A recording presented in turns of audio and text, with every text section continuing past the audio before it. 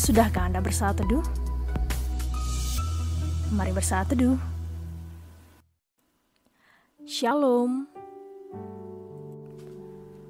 Renungan pagi Sabda Bina Umat Minggu ke-26 sesudah Pentakosta, Kamis 25 November 2021. Hari Anti Kekerasan Terhadap Perempuan.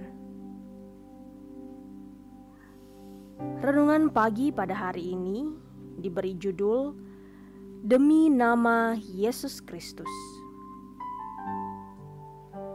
dan diambil dari Kisah Para Rasul pasal 16 ayat 16 hingga ayat yang ke-18. Demikianlah firman Tuhan. Pada suatu kali, ketika kami pergi ke tempat sembayang itu, kami bertemu dengan seorang hamba perempuan yang mempunyai roh tenung. Dengan tenungan-tenungannya, tuan-tuannya memperoleh penghasilan besar. Ia mengikuti Paulus dan kami dari belakang sambil berseru. Katanya, orang-orang ini adalah hamba Allah yang Maha Tinggi. Mereka memberitakan kepadamu jalan kepada keselamatan. Hal itu dilakukannya beberapa hari lamanya. Tetapi ketika Paulus tidak tahan lagi akan gangguan itu, ia berpaling dan berkata kepada roh itu, "Demi nama Yesus Kristus, aku menyuruh engkau keluar dari perempuan ini." Seketika itu juga keluarlah roh itu.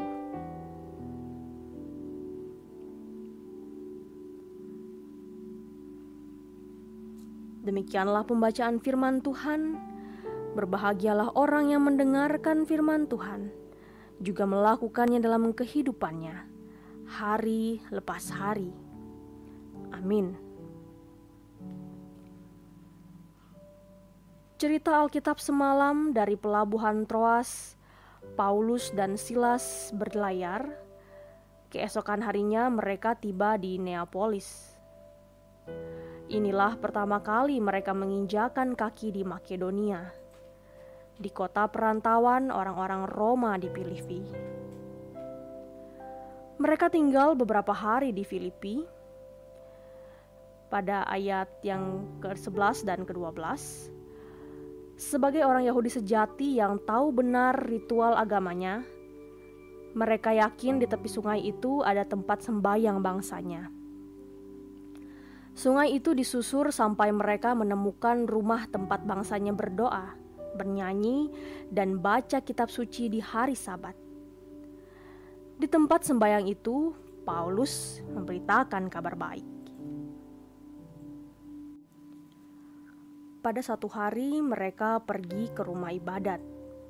Seorang perempuan yang mempunyai roh tenung berjalan di belakang Paulus dan Silas berseru pada orang banyak.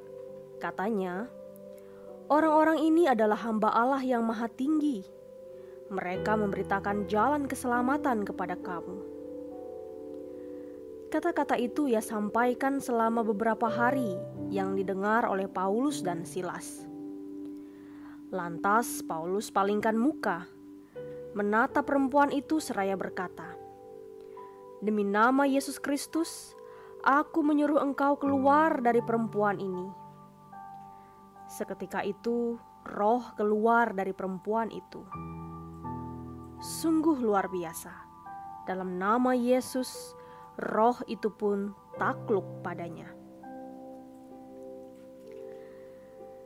Kita yakin Paulus memiliki wibawa roh Yesus Kristus.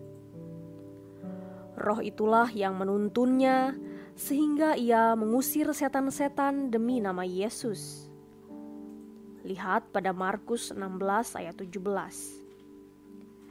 Nah, sekarang sebagai orang percaya, kita tahu nama Yesus penuh kuasa yang memampukan kita untuk menaklukkan segala kekuatan roh duniawi. Nama yang suci dan kudus melekat dalam batin setiap orang percaya, kita gunakan nama Yesus untuk menghardik kuasa si jahat. Nama Yesus pun kita serukan dalam doa dan perbuatan bagi orang-orang yang putus asa dalam masa pandemi COVID-19 ini, sehingga mereka beroleh sukacita dan uluran tangan kasih yang baik. Tuhan sertai kita. Demikianlah perenungan firman pada pagi hari ini. Tuhan, terimalah syukur kami, karena dalam nama Putramu segala kuasa di bumi ini takluk kepadamu. Tuhan Yesus memberkati.